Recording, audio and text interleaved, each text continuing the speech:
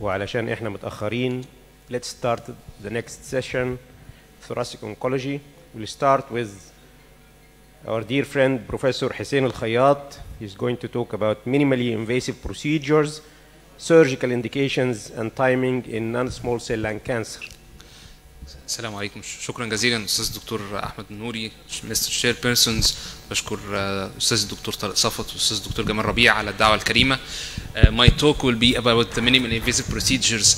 او يعني خلينا نتكلم بصراحه، احنا يعني العيان بتاع اللنج كانسر ده هينفع نعمل له حاجه مش هينفع؟ خلينا نقول سيناريو من اللي احنا بنشوفه الفتره اللي فاتت. السنه اللي فاتت شفنا كتير من الحاجات دي. اعتقد العيان الادلت ميل فيت بيشنت، السموكر اللي جيت كوفيد وكونفيرمد بالبي سي ار، وبعد كده عمل سي تي شيست عشان يشوف ان كان في مشكله ولا لا، ولقى في سنجل سوليتري بالمونري نديول، وحضرتك كتبت له ميديكال تريتمنت والعيان اتحسن بعدها، وبعد شهر 3 شهور حب يشوف النديول دي، عمل فولو اب سي تي تاني ورجع لحضرتك. نعمل له ايه؟ يعني في نديول 1.1 سم ومفيش حاجه تاني والعيان جنرالي فات. what we proceed في العيان ده؟ هل هنعمل له فولو اب؟ هل هنعمل له سيرجري على طول؟ لو عملت بيت سي تي في نديول 1 سم most likely it will be negative. هنعمل له ايه؟ This patient was a spindle cell neoplasm. This patient was operated. So when we will need a surgeon for your lung cancer patient, mostly you can need it for diagnosis, curative, or palliative intent. If you are talking about the diagnostic, we all know about the mediastinoscopy for those patients.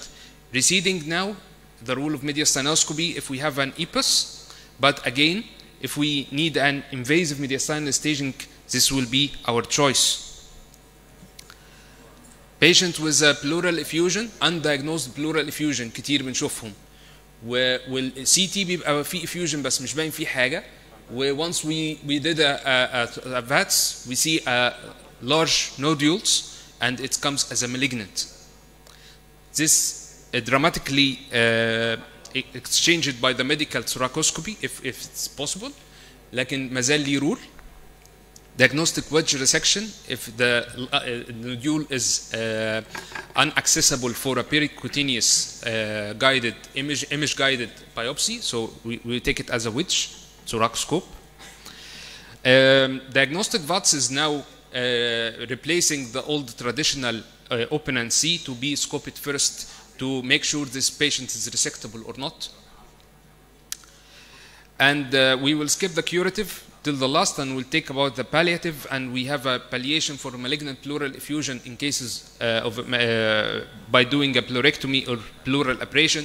This also receded much after the last ERS statement for malignant pleural effusion in 2015, when they recommend to use a chronic indwelling catheter or use a medical thoracoscopy with talc boudourage. But we have this one, which a patient coming to you with a painful clubbing. العيان اللي جاي painful clubbing في lung mass وبيطلع ده جزء من hypertrophic pulmonary arthropathy. Those patients dramatically respond to vagotomy. And this can be done with a thoracoscope. Even the patient is inoperable for resection for the tumor itself, but this can improve the quality of life for those patients. Back to the VATS for the therapeutic intent.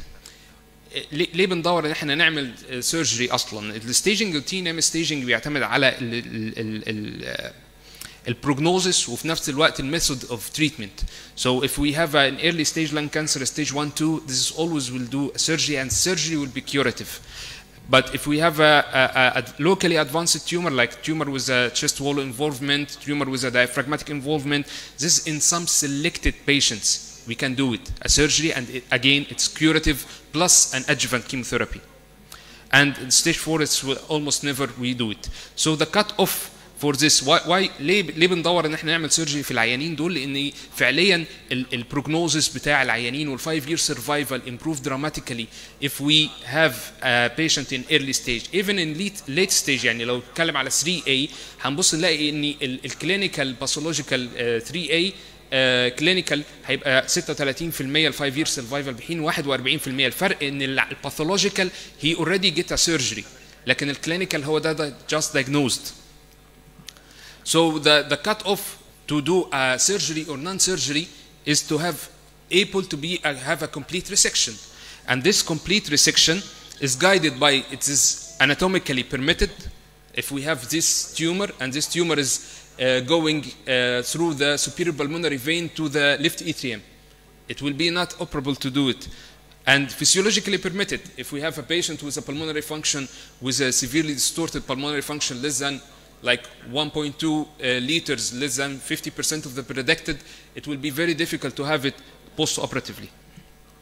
So the workup, I will leave this to the dear colleague Dr. Ashraf Makour. He will talk about the role of pulmonologist in this. But what we try to do as a surgeon, we try to improve from the thoracotomy to multi-port thoracoscope, and finally to have a single port VATS or uniportal VATS. And this by far the most advancement, to have one incision like يعني جرح قد الجرح بتاع الشيست tube.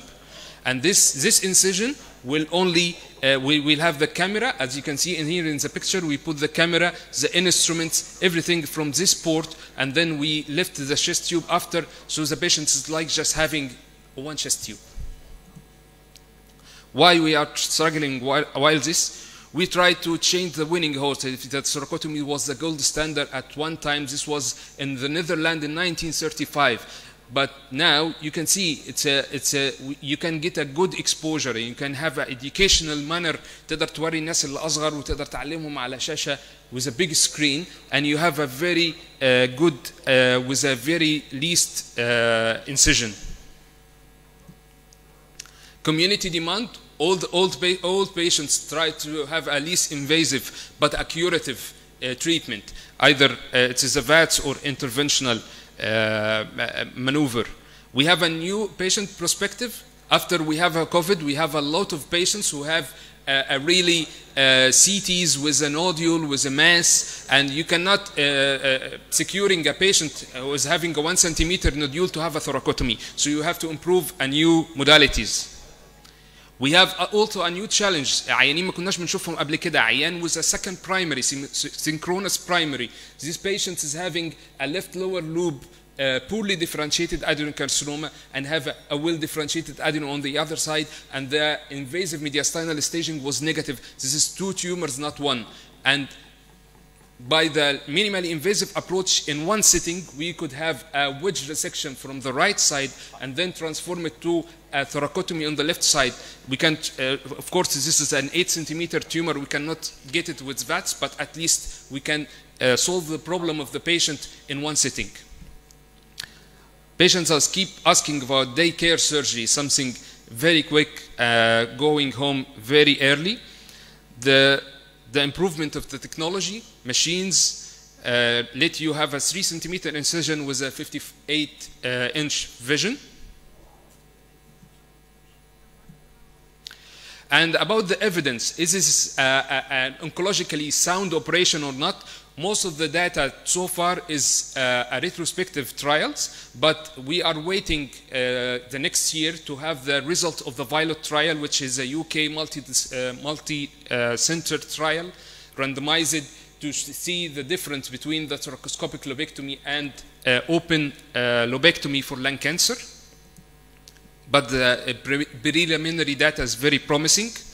We can do a surgery for a locally advanced lung cancer, yes. In some cases, when we have a tumor just on the orifice of the left upper lobe bronchus, as is in this case, if we cut here, we will have a positive margin. So instead, we cut above and below and then re-anastomose the bronchus. The operation which is known as the sleeve resection, sleeve اللي هو كم القميص، لأن الحتة اللي هتبقى الكبيرة اللي هي right main bronchus أكبر من الجزء بتاع الانترميديت bronchus، فلما يوصلوا في بعض هيدي المنظر بتاع الكم بتاع القميص، عشان كده بيسموها sleeve resection. We also might have a vascular sleeve if in the left side, if the main pulmonary artery is involved in the tumor, we can cut this part and then suture it again, and this can be done thoracoscopically also. What we are trying now is to have awake surgery, awake VATS, tubeless VATS, no endotracheal tube at all. You can see here, this patient is having an only oxygen mask, and he have an epidural catheter by the anesthesia, and we are operating upon him. This is a thoracoscope from one port. This is a soft tissue retractor, a plastic bag. And you can see the movement of the lung. The lung is collapsible by the pneumothorax, and you can see the excursion of the diaphragm.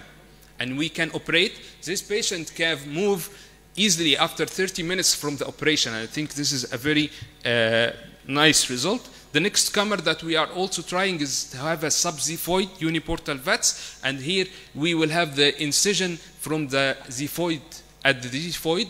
The theoretical thinking that if we are not going through the intercostal, we will not harm the intercostal bundle, and by far we will decrease the patient pain post-operative.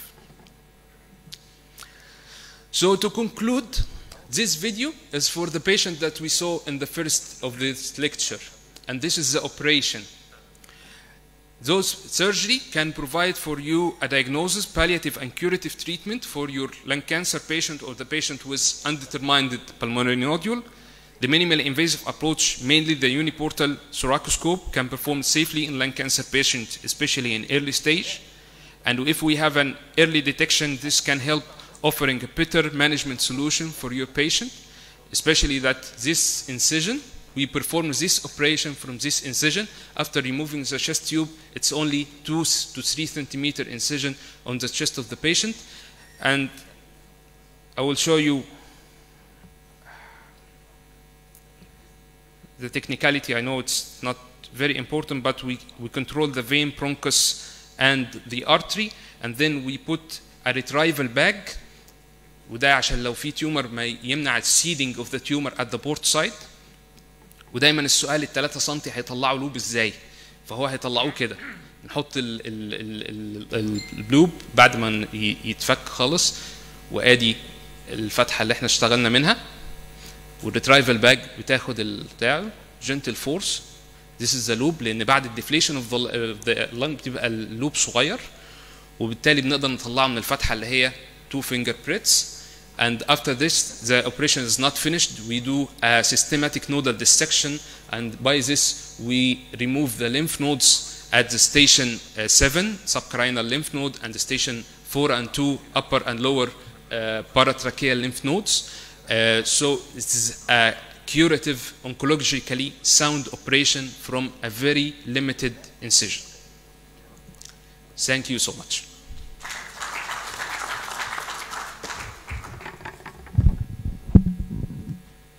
Thank you so much دكتور حسين على الillustrative presentation.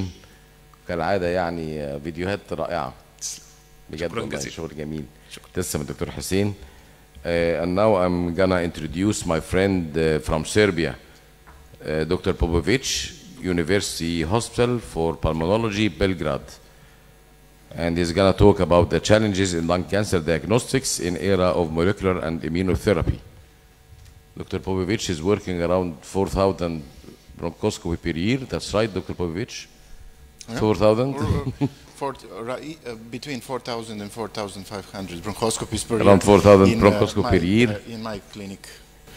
And so he's living in bronchoscopy. Very Please. dedicated. Thank you. First, I would like to thank you, my dear friends, Professor Tarek Safat and Professor Gamal Agli, for inviting me. It's such an honor and a pleasure to be again in Egypt after 2 years of COVID.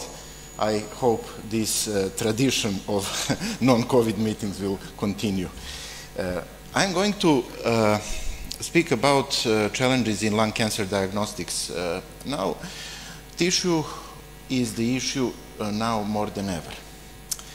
A personalized approach can really reduce lung cancer mortality. Molecular tests are practically routine, and they identify genetic mutations in non-small cell lung cancer in order to give more effective and more personalized therapeutic approaches targeted to those mutations to our patients. So tissue, again, adequate tissue is required, not just to diagnose, but to categorized lung cancer to morphological, immunohistochemical, molecular characteristics. Oh, sorry, the microphone.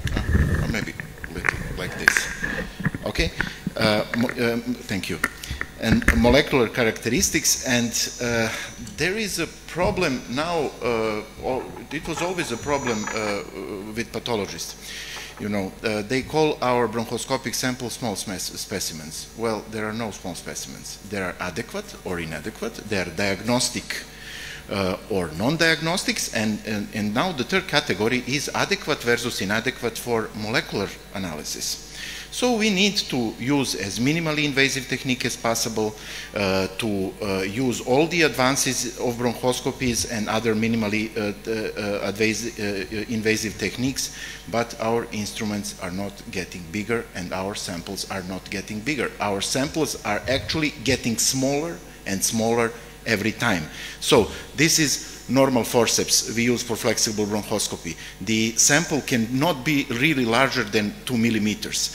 19 gauge needles is around 1.2 millimeters in diameter. What quantity of tissue do you expect from that needle? So we have to overcome actually this problem, but pathologists, well, they need to follow us in this. How adequate is tissue diagnostic according to procedures for molecular testing? Bronchoscopy with classical endobronchial biopsy of visible tumor is the most adequate. When we use cryobiopsy, both in transbronchial and endobronchial biopsy, we have bigger samples, no crash effect, and these samples are more adequate for molecular testing. And even washing cytology and bronchoalveolar lavage, in some cases, when you use cell block technique, when you avoid smears, can give us results. More on that during this lecture. And well, when we are using techniques for peripheral biopsies like radial probe EBUS, we got even smaller samples, but we need more information. Like in this case, this patient had, in the start, it was adenocarcinoma EGFR negative, and 3 years later, we decided to perform the rebiopsy of this case, and it turned out to be EGFR positive. So no therapeutic option was given to this patient, tyrosine kinase inhibitors, followed by stereotaxic radiotherapy, because patient was not operable. This FEV1 of 38% was even worse 3 years later. Patient has COPD, and after that she had no recurrence. How good radial probe is for our diagnosis? With the guide sheet, which enables visualizing and accessing lesion, diagnostic yield can be up to 58 to 70%, but if you are using some kind of navigation like virtual bronchoscopic navigation or electromagnetic navigation, which is of course too expensive, we don't use it, it can rise up to 90%. So 58 to 70% diagnostic yield, 71 to 95 adequacy for molecular for molecular test. Can we do better? Yes, I believe we can. How? Will adding peripheral cryobiopsy increase yield and adequacy for molecular testing? Last year's paper from Heidelberg, from Professor Felix Hertke and his group, actually showed that cryobiopsy is safe, effective, and even better than when using combined with radial EBUS and fluoroscopy in peripheral lesions to obtain tissue for diagnosis and for molecular analysis of lung cancer. Then a step further in that way. Can we see through the needle? Well, probably we can. If we have a Cellvizio machine or confocal laser endomicroscopy. Actually, this group did it and published the results. Through the 18-gauge needle, they put Flex Mini probe, Cellvizio Flex Mini probe. Not just that it is possible to see what exactly are you taking by microscope. It is possible to do that in real time.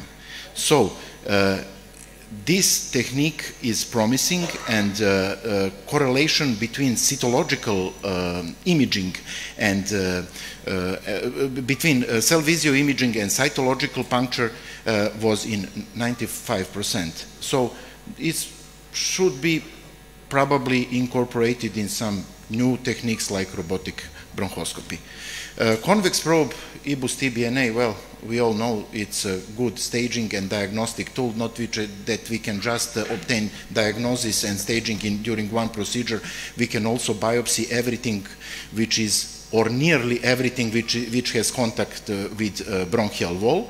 It is widely accepted, replaced mediastinoscopy as the first line minimally invasive approach in diagnosis and staging of non-small cell lung cancer. Sample adequacy for molecular analysis, 70 to 95%. And also very useful, I think it will be very useful in restaging after chemotherapy and when we are doing rebiopsies. So, different studies show different results from 72 to 98%. And what is the problem? What is the reason for this high variable adequacy for molecular analysis? Well, because we don't still have uniquely worldwide accepted standard operative procedure for this. Management, specimen collection, processing should be optimized to obtain adequate quality and quantity of specimen, and this specimen should be adequately processed. ROSE shortens the procedure, but really brings no additional diagnostic yield to the procedure. I prefer in my hospital to use cell blocks for every cytological specimen. Smears are good, but should be avoided for molecular analysis. Better to use cell blocks, especially in pericardial malignant effusion. If it's the only place you have the lesion and you waste your material on smears, you have the diagnosis of malignant disease but no information about tumor to give the therapy. So cell blocks are the result. What about immunotherapy and EBUS? Is it good? EBUS specimens are good enough for assessing, as good as histological samples to assess for PD-L1 mutations and to apply immunotherapy. And this is another problem we are facing. So, tumor changed behavior, progressed. Are you going to do rebiopsy, and in which cases? There are challenges. We are trying to overcome these challenges. We integrated the molecular testing into routine clinical practice. We still have some smaller problems with tumor tissue sample adequacy, but we are working on that.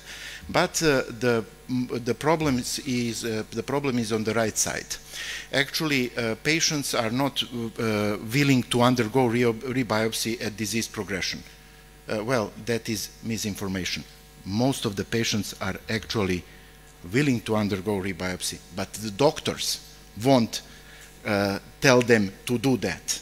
That is the major problem, to persuade the doctors, not to persuade the patient, to persuade the doctor to send the patient to rebiopsy whenever it is clinically meaningful and possible. Also, patients are afraid of adverse events of rebiopsy on disease progression. Well, it is not, it is like every other bronchoscopy.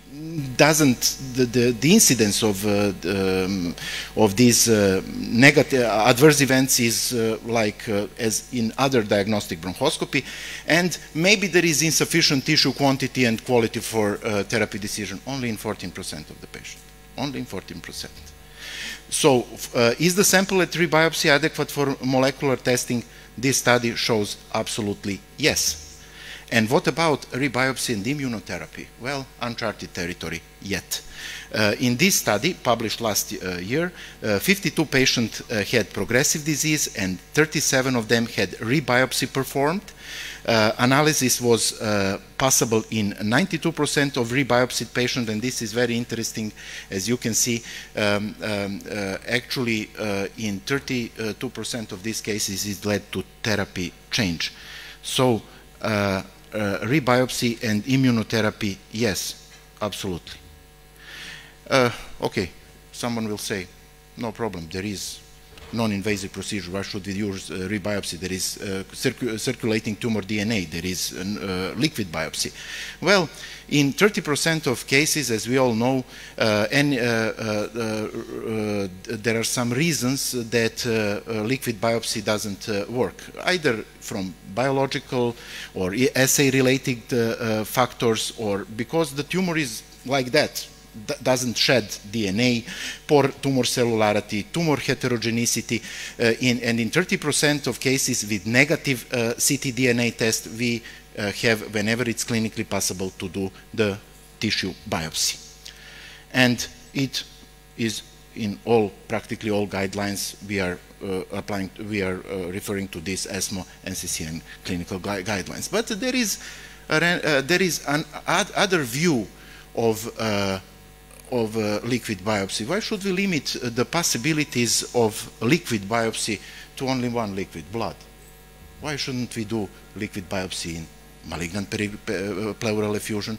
Why shouldn't we do in bronchoalveolar lavage? And in this study, performed by my friends from Sofia, from Bulgaria, actually showed that that they confirmed EGFR mutation in 92.3% of patients with bronchoalveolar lavage sample, and in blood sample it was present only in 38.5%. Okay, we need more studies on that, but this is something promising. We can do it for in every liquid, cerebrospinal liquid, in meningeal carcinosis. We can do it in pleural effusion, in bronchoalveolar lavage. So what are the obstacles and how to overcome these obstacles? So by proper acquisition and processing of specimens, tight coordination between bronchoscopist and cytopathologist, multidisciplinary approach, using rows to shorten the procedure, and to implement local institutional strategies, diagnostic modalities, molecular analysis, cost effectiveness, quality control, monitoring for safety and efficiency, and we should complementary use both liquid and tissue biopsy. Of course, if the patient, in the biopsy, if the lesion is unreachable, ctDNA can be the answer. And more than ever, we need standard operative procedures for this problem. Thank you very much for your attention. Questions? Thank you. Calling for the next speaker, our hyperdynamic Professor Ashraf Matkour, talking about exploring the pulmonologist's role in managing early stage lung cancer.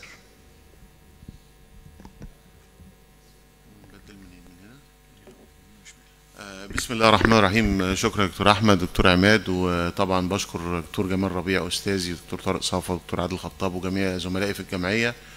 الموضوع ده احمد غريب هو اللي نقهولي وانا وافقت عليه، يعني exploring the pulmonologist role managing early stage lung cancer. هو احنا في خلال ال 15 دقيقه هنتكلم البالمونولوجيست كلنا متصورين ان هو الدور بتاعه في اللان كانسر اللي هو يدايجنوز العيان، وبعد كده يبعته يا اما للانكولوجيست يا اما يبعته للجراح، وبعد كده القصه بتبقى خلصت. لكن انا I'm going to redefine الرول بتاع البالمونولوجيست خلال الكونتينيوم بتاعت اللان كانسر، الرول بتاعه في البريفنشن وفي السكريننج والايرلي دايجنوزز، والبارتس بتاعته في الالجوريثم اوف دايجنوزز، وفي الموليكولر بروفايلنج، وفي المالتي ديسبلينري تيم، وفي الفيتنس للراديكال ثيرابي، والريفيرال للانكولوجيست او السيرجن او الراديشن، والتريتمنت اوف كومبليكيشن during الديفرنت ستيبس اوف تريتمنت. طبعا اللان كانسر هو اللارجست كوز اوف كانسر وورلد وايد، وفي 11.6 الانسيدنس بتاعته بالنسبه لكل انواع الكانسر، والمورتاليتي بتبقى 18% من الانواع الكانسر اللي ديتكتد بير يير هو من لان كانسر. هو للاسف ال 5 year survival بتبقى 15% اونلي، وان هو في الستيجز اللي زي ما احنا شايفين ان 57% بيبقوا presented بالديستنت ميتاسيس when الكونديشن بتبقى very late to treat and to diagnose. اللي هي المحاضره فيها جزء على الايرلي ستيج. الايرلي ستيج في اغلبيه الليترشر متفقين ان هي الستيج 1 وستيج 2، لكن بعض الليترشر بتحط ستيج 3A كمن الايرلي ستيج لان كانسر. الفايف يير سرفايفل هنلاقي ان في دراماتيك ديكلاين في الفايف يير سرفايفل ما بين ستيج 1 و2 ان كومباريزن لستيج 3A. فاحنا لو هنبص هنلاقي ان في ستيج 3A بتبقى 36% while ستيج 2B بتبقى 53%. فعشان كده الايرلي دايجنوزز از ماتش نيدد. الكونتينيوم بتاعت البالمونولوجيست هو هيشترك في البريفنشن، هيشترك في الكاتشنج البيشنت، في السكريننج، في الدايجنوزس، مالتي ديسبلينري تيم، في السبورت، في الثيرابي والريهابيليتيشن، تريتمنت اوف كومبليكيشن، والفولو اب بتاعت البيشنت، يعني فروم A to Z. الرول في البريفنشن طبعا اللان كانسر الانسيدنس والداس من اللان كانسر ترند بيبقى ميرني ريليتد للسموكينج prevalence في اللاست 30 year. البالمونولوجيست طبعا هو هيبقى الليدر في السموكينج بريفنشن وفي السموكينج كلينكس عشان يعمل بريفنشن لللان كانسر. الحاجه الثانيه في الرول في السكريننج والايرلي دايجنوزز، السبيوتم سايتولوجي والسبيوتم سايتومتري، الفولاتايل براس كوندنسيت، الموليكولر سكريننج بالبيولوجيكال ماركرز، في الايمجنج الشيست اكس راي او اللو دوز سي تي او البرونكوسكوبي والايرلي ديتكشن اوف لان كانسر. هكونسنتريت على اللو دوز سي تي الاول.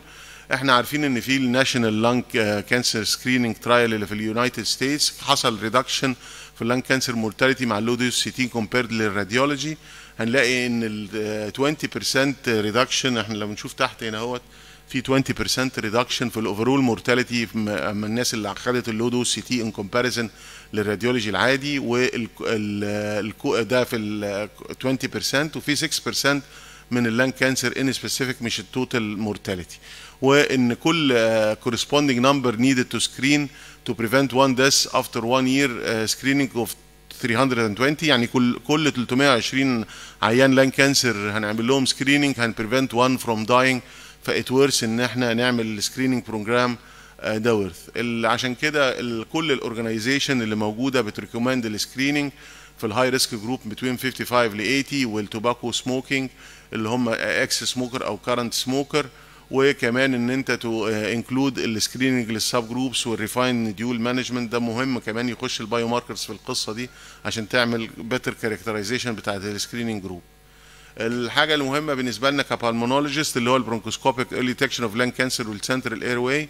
كان في رول كبير قبل كده للاوتو فلوريسنت برونكوسكوبي، عيبه ان هو لو سبيسيفيستي بتنكريز الفولس بوزيتيف ريزلتس، السبيسيفيستي بتاعته بتقل ل 60%، فده بيبقى مشكله بتاعته. لكن هو الامريكان كولج اوف سيست فيزيشن في ريكومنديشن قالت ان هو تو بي امبلمنتد في العيانين اللي عندهم كارسينوما انسايتو سيفير ديسبليزيا او سبيوتم سايتولوجي بوزيتيف للكانسر. ده ممكن من الاوبشنز اوف فولوينج اب البيشنتس، او البيشنتس اللي هياخدوا اند برونكيال تريتمنت في الايرلي لانج كانسر كارسينوما انسايتو. ده هيبقى فيفربل ان هو هيجايد التريتمنت، فات ستيل هاز ا رول. الحاجه الاجدد اللي هي النارو باند ايمجنج بتديتكت الايرلي انجيوجينيسيس. طبعا عندها سيميلر سنسيتيفيتي للاوتو فلوريسنس، لكن احسن من الاوتو فلوريسنس في السبيسيفيستي. وهي والاوتو فلوريسنس بتبقى برضه بريكومنديشن تو ديلينيت المارجن بتاعت التيومر عن طريق ان احنا بنقدر نعرف الكانسر اللي هو بيبقى فيه نيو انجيوجينيسيس، زي هنا هو في الصوره دي هيت ان يبقى فيه الدوتد بلاد فيسلز بتاعت الانجيوجينيك سكويمس ديسبليزيا زي ما احنا شايفين. فدي برضو بتبقى مفيده في الايرلي ديتكشن. الامبلمنتيشن في الدايجنوستيك الجوريزم، لو هنلاقي البالمونولوجيست هو هيكاتش البيشنت في مرحله السيمتوماتولوجي، بعد كده تشيست اكس راي، بعد كده ياخد باله هل هي بريفرال ولا سنترال، هيعمل عنده ترانس ثوراسيك نيدل، سبيوتم سايتولوجي، هيعمل برونكوسكوبي، يعمل سبيوتم سايتولوجي، هيعمل ايبس، هيعمل ثراكوسكوبي في بعض الاحيان، ري بايوبسي، هيبعت العين يعمل فاتس. فهليجي رول برضه لو التيومر بريزنتد باكسترا بالمونري تيومر هنعمل بايوبسي.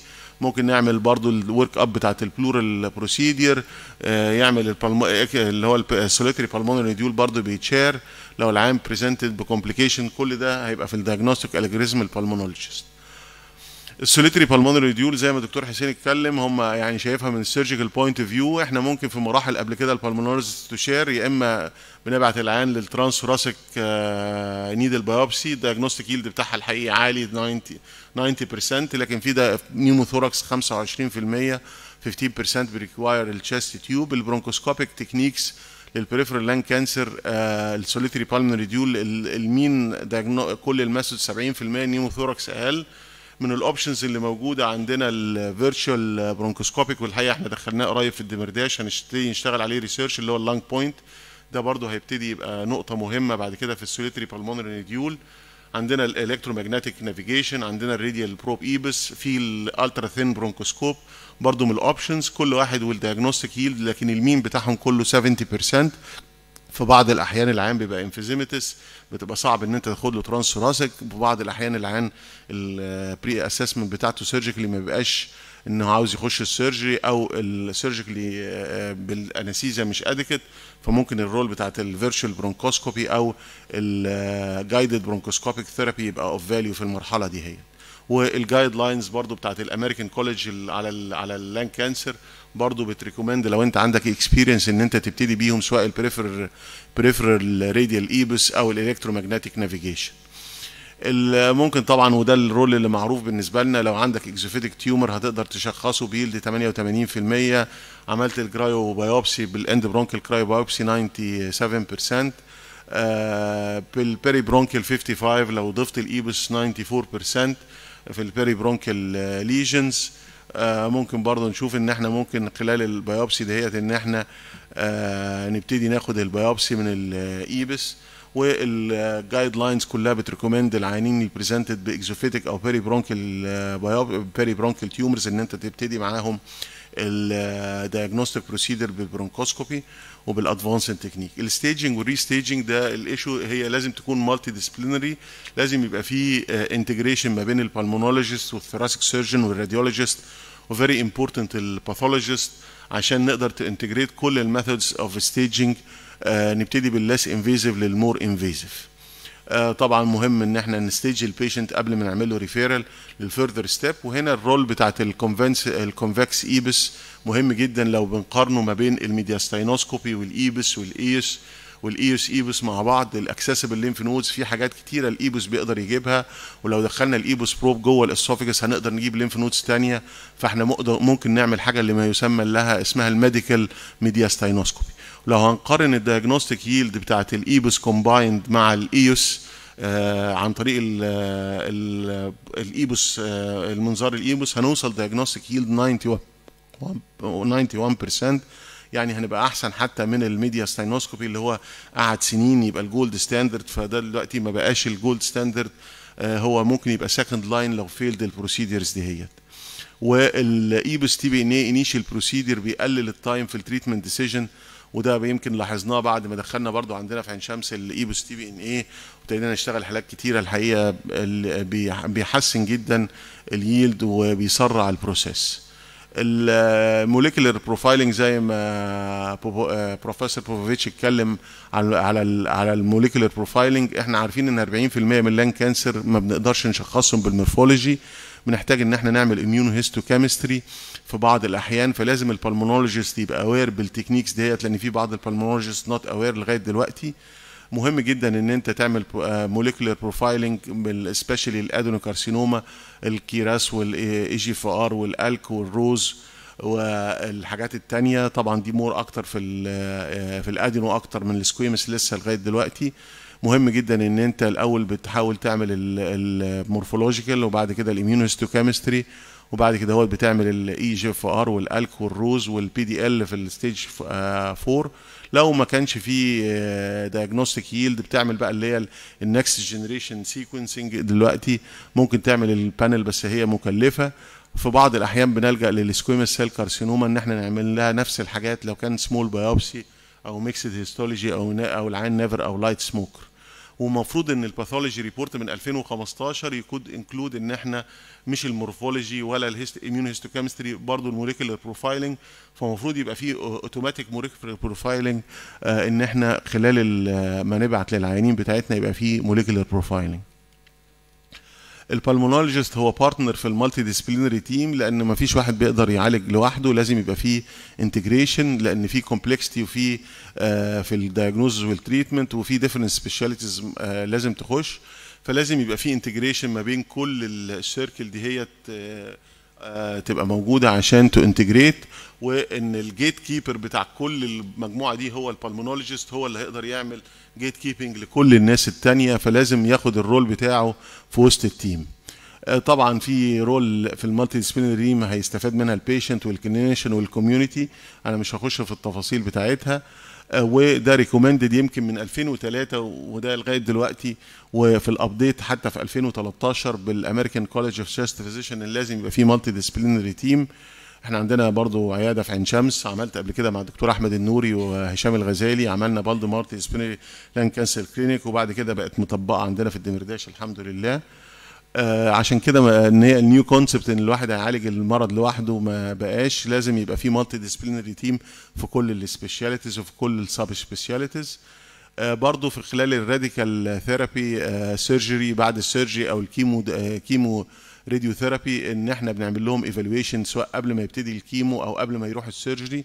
احنا بنوفر الكابالمونولوجيست ان احنا بنعمل اللانج فانكشن، ممكن كمان بنعمل سبليت لانج فانكشن عشان نعمل كالكوليشن للبريدكتد بوست اوبراتيف فانكشنال ايفالويشن، بنعمل الفورمال كارديو بالمونري اكسرسايز تيست، وممكن نعمل اللو تكنولوجي اكسرسايز تيستنج. وكنت عملت رساله مع الدكتور احمد النوري على ال 6 مينيت ووكينج تيست قبل الجراحه مقارنه بالتراديشنال بالمونري فانكشن، فممكن حتى نستخدم حاجات فيري بيزك او لو تكنولوجي.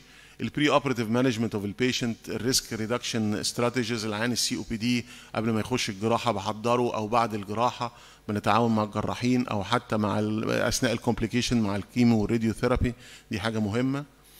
البالمونولوجيست طبعا ليه رول في الريفيرال وفي التريتمنت، ومن اهم الرولز برضو في الباليشن اللي هو الثيرابيوتيك برونكوسكوبي كباليشن، يمكن انا عاوز افوكس عليه. برضو التريتمنت الكوموربيديتيز والكانسر تريتمنت. احنا كبالمونولوجيست ممكن نساعد في الباليشن في الادفانسد لان كانسر وذ بالياتيف انتنت. الكيونيتيف انتنت مش كتير، لكن احنا ممكن نوفر الالكتروكوتري والاي بي سي والليزر والكرايو والستنت، وده هنتكلم عليه في محاضره البرونكولوجي ان شاء الله، الدكتور عماد هيتكلم بالتفاصيل. فممكن نعمل كل التكنيكس دهيت عشان نعمل باليشن للبيشنت ونحسن الكواليتي اوف لايف. At the end, the pulmonologist is the gatekeeper and the primary advocate for lung cancer patient. There is so many places of the pulmonologist to fit in the world of the lung cancer. هو هيشار في كل المراحل، وهيشار مع المالتي ديسبلينري بين، وهيسنتر الكونديشن، وهو ليه essential role. And thank you very much. Thank you so much Professor أشرف مدكور In time. for this collective data وزمن قياسي ان انت تجمع كل الحاجات دي، يعني كتر خيرك. يعني شويه شويه علينا يا غريب في تنقيه السبجكتس بتاعتك. ودلوقتي مع الدينامو بتاعنا اللي هو الدكتور احمد غريب، هيتكلم على الليكويد بايوبسي ذا رول اوف سي تي سيز ان نون سمول سيل لانج كانسر. اتفضل يا حبيبي. بشكر لك موضوع صغير انت يا احمد هنا بتاعي صغير جدا بس على الله ان شاء الله يعجب حضراتكم. بشكر حضرتك على هذه المقدمه. بشكر جميع اعضاء الجمعيه. مهما اتكلمت عمري ما هقدر اشكر كفايه، ودور استاذ الدكتور طارق صفوت واستاذ الدكتور عادل خطاب. دايما مش عارف اشكر حضراتكم ازاي على تشجيعكم ومساندتكم ليا المستمره. انا اخترت فعلا الموضوع الدكتور اشرف مدكور، احنا دايما بنستمتع بمحاضراته، بنستفيد دايما من حضرتك دكتور اشرف. Professor Madkour during his presentation has give an excellent overview on the role of the pulmonology for the early management of lung cancer. One of the other roles is how to diagnose lung cancer as early as possible. Professor Popovich talked briefly about the role of liquid biopsy in the diagnosis and monitoring and therapy management. I will discuss during the next 15 minutes the role of circulating human cells as found in the liquid biopsy to solve these questions. Because despite the major advances in the diagnosis and treatment, lung cancer remains the most lethal cancer disease on a global scale. And although the diagnosis and treatment of lung cancer have all improved in recent years, most patients have advanced disease at the time of the diagnosis. It is therefore necessary to identify cost-effective tools and biomarkers which can be used to diagnose lung cancer at an early stage to improve overall survival. Currently, the image-based screening, the tumor markers, and histopathological methods are the primary approaches used to diagnose lung cancer. However, The tumor lesions are usually small at an early stage, limiting the sensitivity of imaging techniques. The histopathology, which is the gold standard for the diagnosis at the moment, cannot be utilized as a mean for dynamic real-time monitoring. Lastly, and although the serum level of tumor markers are commonly used measures for the diagnosis, the results are often not specific nor reliable, with false positive results often recurring due to infections, benign tumors, or other factors. So the circulating tumor cells are cells that are detached from the primary tumor or metastasis and shed into the patient bloodstream, representing a relatively easily obtainable sample of cancer tissue. As a liquid biopsy, the evaluation of these tumor cells provide clinically relevant information which reflect the actual real-time condition of the disease. Nevertheless, anatomical barriers such as the blood-brain barrier might limit the release of these cells from metastatic localization of the disease. Tumor biopsies are often insufficient for molecular study or are impossible to obtain, and although the validation and the clinical usefulness of liquid biopsies are not sufficiently determined as yet, their evaluation is a promising technique for the diagnosis of other molecular abnormalities and the resistant mechanism, and allow continuous monitoring of tumor biology at different times. And since they can be isolated and quantified at all stages of non-small cell lung cancer, there has been a continuous effort and for their potential use on the early detection, their role in disease monitoring and therapy management, and their prognosis. Even though until now the role in the early detection is not very well validated, since the earliest study in 2009 found a CTC count significantly higher in lung cancer patients than in non-malignant patient, but at least they showed that this count significantly increased along with tumor progression, especially with distant metastasis. The sensitivity and the specificity of the tumor cells for detection of distant metastasis were 70% and 80%, suggesting that this tumor cell count could be a useful surrogate marker for early detection of distant metastasis. 10 years after, Lee et al. Found that the tumor cell frequencies in lung cancer patients were significantly higher in healthy controls or patients with benign lung disease. The sensitivity of the tumor cells for lung cancer detection rose to up to 80% by combining this technique with the measurement of serum tumor markers. The best evidence so far for the early detection of lung cancer comes from a study in 2014 in which the author analyzed the presence of tumor cells in complement to CT in COPD patients without clinically detectable lung cancer as a first step to identify this new marker. And they found very interesting results, as they found the tumor cells in 5 out of the 168 patients, and all of these 5 patients developed non-small cell lung cancer within 5 years. Furthermore, none of the negative patients developed cancer within the monitored period. Surgery was done, and staging showed stage 1 lung cancer with no spread to lymph nodes nor distant metastasis in all cases of these non-small cell lung cancer. And based on these very positive results, the large AIR trial was launched and has enrolled around 600 patients with COPD subject to early screening with both low-dose CT and circulating tumor cells evaluation, expecting that in this high-risk population, the detection of these tumor cells will improve the detection rate of lung cancer. Even though we are waiting for these results, however, regarding the disease monitoring and therapy management, the results are well validated, as tissue only offers a snapshot of a tumor at a given time and location, while, as I said, the liquid biopsy has the potential to overcome this tumor heterogeneity over time. It is within this context that has been renewed interest in the tumor cells as a liquid biopsy for the monitoring of the cancer. With baseline CTC as a reference, the reduction of the counts after surgery or chemotherapy may indicate remission. Hence, persistent low counts suggest establishment of remission, and conversely, of course, increasing numbers probably indicate a relapse of the disease even prior to evident clinical symptoms. This study showed that after the first cycle of chemotherapy, no statistically significant difference was found between the CTC count and disease progression was observed.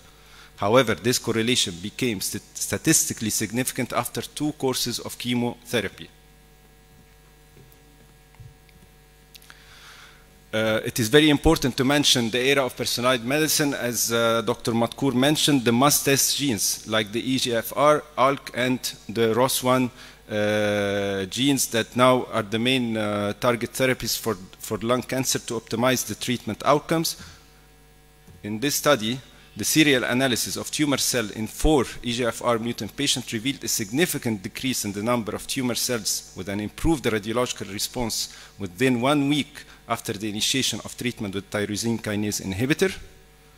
And interestingly, in patients with increased levels of tumor cells during treatment, genotyping of tumor cells revealed the emergence of the mutation which is associated with the resistance to tyrosine kinase inhibitors. Another study assessed the role of the predictive role of tumor cells from 8 patients harboring the EGFR mutation. And the loss of EGFR mutant tumor cells was associated with treatment response. In addition, a significant statistical correlation was found between the duration of CTC negativity and time to treatment failure. Ely et al. Also detected the ALK translocation in tumor cells isolated from all patients with lung adenocarcinoma, while Payet et al. Proved that crizotinib treatment correlated with a steady state decrease in the levels of ALK rearranged CTCs in patient blood. Another study in which ROS rearrangement was detected from all patients with lung cancer showed that the level of ROS1 rearranged CTC correlated with the treatment response. Of course, we have to mention the immune checkpoint inhibitors, which are in monotherapy and combination, has become a mainstay treatment of patients with lung cancer. Non-small cell lung cancer patients treated with the immune checkpoint inhibitor show long-lasting response, but it is hard to predict which patient will profit from this treatment. Nicolazzo et al. Monitoring the tumor cells using a technology based on epithelial marker expression during the immune checkpoint inhibitor treatment, and the prevalence of PD-L1 positive CTCs at baseline was very high. In 2018, the author of the study determined the percentage of PD-L1 positive tumor cells in patients with non-small lung cancer compared with PD-L1 expression, and they found that CTCs were more often PD-L1 positive than the tissue, suggesting that PD-L1 expression could be used as an indication for treatment using PD-1, PD-L1 immune checkpoint inhibitors. Furthermore, patients with PD-L1 positive CTCs at baseline were more frequently non-responders compared to patients who had no PD-L1 CTCs. In this study, the PD-1 positive and PD-L1 positive CTCs were detected, and interestingly, an increase of the PD-L1 positive CTCs and a decrease of PD-1 positive CTCs after chemotherapy was observed, suggesting a potential clinical role for the PD-1 rather than the PD-L1 CTCs. In patients undergoing therapy with immune checkpoint inhibitor recently, Yanning and colleagues indicated that 90% of the responding patients either a decrease or no change of their total counts after 3 or 5 cycles of therapy. In contrast, upon disease progression, all patients showed an increase in PD-L1 positive CTCs. Of interest, this percentage did not correlate with the percentage of PD-L1 positive tumor cells in the primary tumor biopsies determined by immunohistochemistry.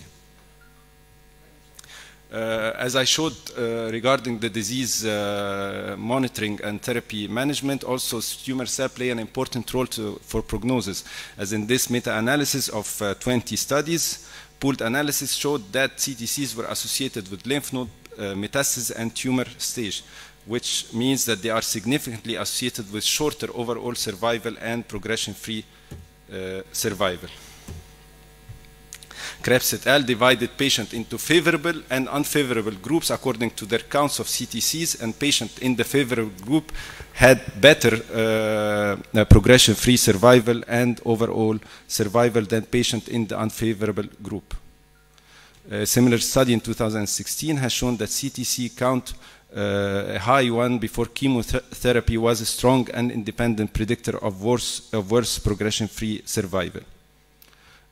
Finally, in 2017, the overall survival and progression-free survival were longer in patients with baseline CTC count which are lower, and patients with post-treatment increases in their count had poorer overall survival and progression-free survival than those without the increase.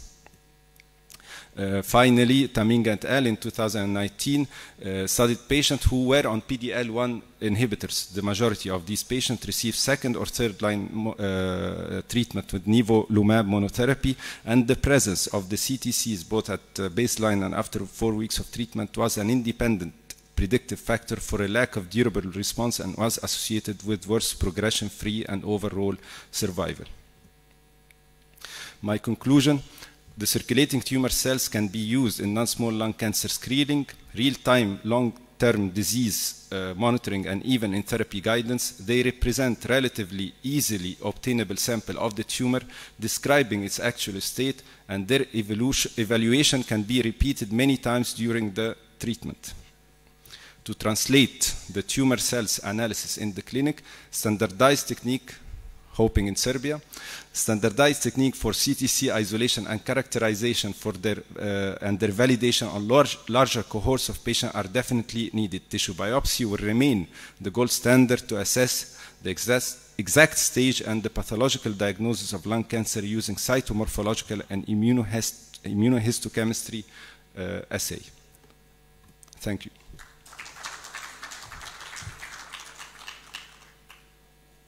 نشكر دكتور احمد غريب صراحه على اختياره للموضوع في الاول. يعني السيركيوليتنج تيومر سيلز حاجه موضوع فيوتشر، ويا ريت ان هو في الفيوتشر يبقى ده حاجه اسهل من الليكويد بايوبسي، هتبقى اسهل يعني. لكن عموما انا عاوز اشكرك على حاجات كتيره قوي. يعني الدكتور احمد غريب هو تقريبا يعني البيفيتال رول في المؤتمر وفي الجمعيه، واحنا بنتقل عليه، لكن هو الحقيقه كل حاجه هو فيري ميتيكولس وعنده فيري جود فولو اب. من احسن الناس اللي انا شفتهم بيعملوا فولو اب لاي حاجه الواحد بيطلبها منه. إذا جود فولو اب. تاني حاجه شخصيه قويه جدا فبيقدر يعمل فولو اب كويس. ربنا يكرمك وثانك يو فيري ماتش. بتعلم مع حضرتك ومن الدكتور جمال، وان شاء الله نعمل فولو اب لللان كانسر بيشنت بالتيومر سيلز ان شاء الله. اوكي ان شاء الله. دلوقتي في كوفي بريك بقى، نص ساعه، ربع ساعه بس.